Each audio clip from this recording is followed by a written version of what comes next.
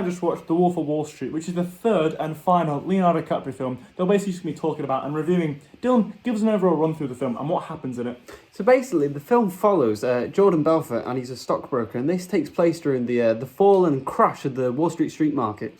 And he has to team up with a character named Donny Azoff, and they cheat their way of life straight to the top. However, once they get their lives going, their relationships start to slide. It's very intense. Ooh.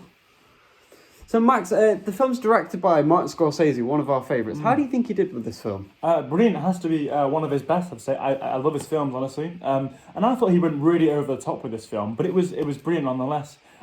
Let's talk about some of the positives of the film. So, for a start, I'd have to say, I thought the cast is brilliant.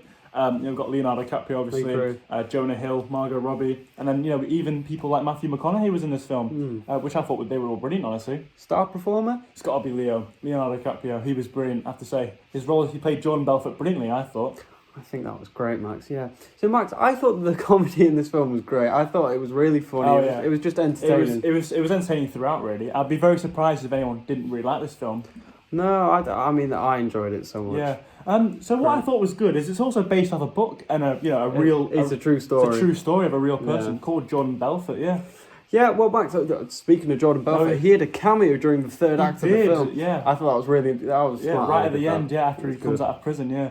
I like that. It was good actually that they included that in. It was really good. One thing that I thought was quite good about the film is just, it was quite ridiculous, really, which was it was entertaining to watch, really.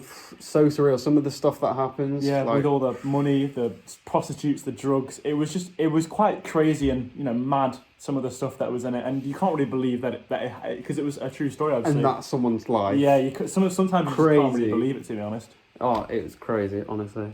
So the structure of the film was also good. I liked it at the start. The bit with the helicopter at the start, how he lands in his garden, and then obviously that was good. Yeah, it cuts back to that film later, which I thought was brilliant, honestly. Talking of the structure of the film, Max, I thought the narration was amazing. Oh yeah, it was. I really enjoyed it. How it's in certain scenes, if Leonardo DiCaprio's character wasn't present, he would still describe the scene and tell us what happened in the past. Because as you said, it's a story going back. Yeah, because he's obviously, it's a character from the future telling about his past and stuff.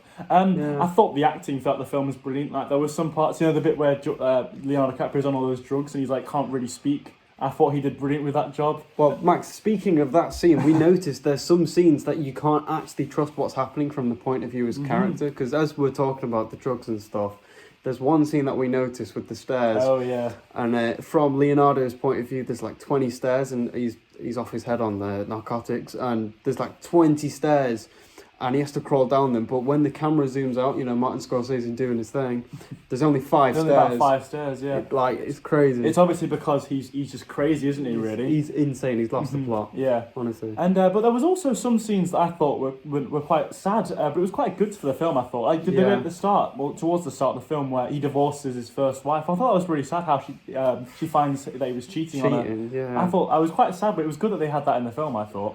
Yeah, so Max, what do you think of the direction of the film? I thought it was. I thought it was. Oh no, it was brilliant, honestly. Martin Scorsese did a brilliant job, as I already said, with this film. So, as the film's amazing, as we've said, there's also some negatives. How do you think the film could have been improved? So there was a lot of beautiful sights to this film. Obviously, it's a yacht and he goes on holiday and stuff. But a lot of the film was kind of in the office, which was it was good because there was funny scenes in the office. But some of it was I think they could have added more to it instead of just being in one place at a certain time.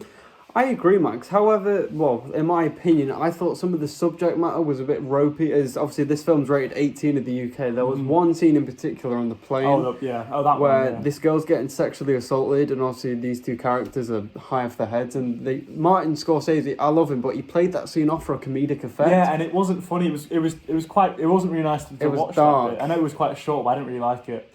And one thing that I didn't think was quite good, but I feel like it adds to the film for the story, obviously, is the third act was quite sad because it's where everything goes downhill. It's very depressing. Like his divorce and stuff, and the whole business, and he gets arrested and stuff like that. Yeah. I thought that it was a good thing to add to the film, but it was quite sad, really.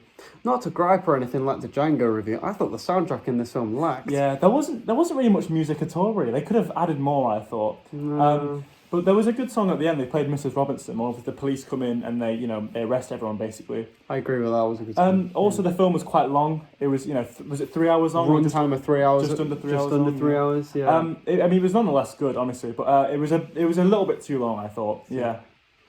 Well, not to make this too long, guys, what did you guys think of The Wolf of Wall Street? And stay tuned for our next season. We're going to talk about Robert De Niro films. Robert De Niro films, yes. So we'll see you guys later. Let us know what you thought of The Wolf of Wall Street down below, and we'll see you guys later. Goodbye.